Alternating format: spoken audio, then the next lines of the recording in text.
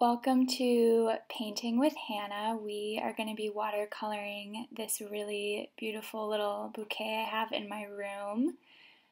So find something in nature or something around your house that you'd like to paint. Lighting is really important, so pick a time of day where you have good light, and you can also move around to find an angle that works best for you. I'm going to be using watercolors, but you can use anything you have around your house. You could collage.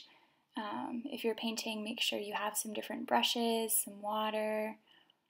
I have a few different sets of paints that I use a lot. They are tricky to open, but again, you can use crayons or markers, or even a pencil and a piece of paper will work. So yeah, I've got some little brushes. We again are going to be painting this bouquet, so I like to start with anything that I'm drawing or painting with making some lines of how the basic shape will look. So just putting in some basic shapes and angles to kind of get an idea of the composition. So this is upside down, sorry. But we've got our basic stem, and then the big flower is going to go there at the bottom. We've got the purple flowers that are going to go in there. And so, yeah, that's the first step, is picking kind of the base colors. I'm going to be using this yellow-green color, this light color, and putting in your basic shapes. Next, we're going to put in the pink flower, and I'm going to switch to using this brush. So you can use different angles and brushes according to what you're painting or drawing, and play around with color. I'm using kind of the colors that I'm seeing for this painting, but sometimes it's fun to pick opposite colors or colors that you don't usually paint or draw with. So painting this pink flower, I'm actually going to switch the angle that I'm painting at and kind of hold the brush upright. So you can play around with different angles. Sometimes I actually like to draw too with my non-dominant hand. So if you're a lefty, you can use your right hand. Sometimes that allows you to create the form in a little bit of a different way.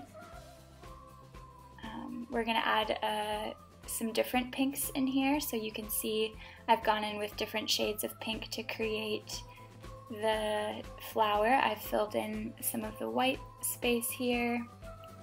One of my favorite art teachers told me that we don't paint the flowers or trees, we paint the light and shadow that makes the flowers and trees. So that's one of my favorite things I've learned. So you kind of just go in painting the colors you see in the light and shadow. We're gonna paint these light purple flowers next. So I've gone in and done that, and they've got different shapes. This one on the right is kind of shaped like the top of a bowl, so you can see the inside of the purple flower on the bottom. And then I've gone in and painted some of the detail on the lines of the petals.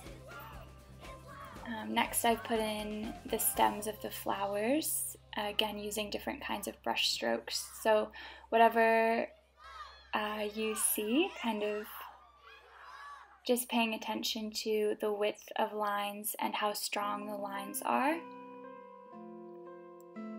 And again, here's the bouquet we're painting. So we're going to go in next and paint the little purple flowers. I like to start kind of with the biggest forms and then move into the details. Some people like to work in the details and right from the beginning, but I like to put in the basic colors and bigger forms first in the composition. So I've gone in and added some little pink flowers and then added some purple to the pink. Next, I've added these little details of the dots to the kind of larger yellow grassy flower. I don't really know what that is. And then I've also gone in and put in some faded flowers to kind of indicate that those are around the back or behind. And then finally I've gone in and put in some fine lines where there are some little details. So the stems of different grasses that are in the bouquet, putting in some stems on the purple flowers that are really tiny. That's kind of what it looks like from above, and then I've gone in and put the stems at the very bottom of the bouquet. So I decided to leave the vase out, but I went in with kind of an olive green and put in some kind of just extra leaves that are there so that it makes sense a little bit better. And here is the final product. So there you go, we've painted a bouquet of flowers, and I hope you have liked this little demo.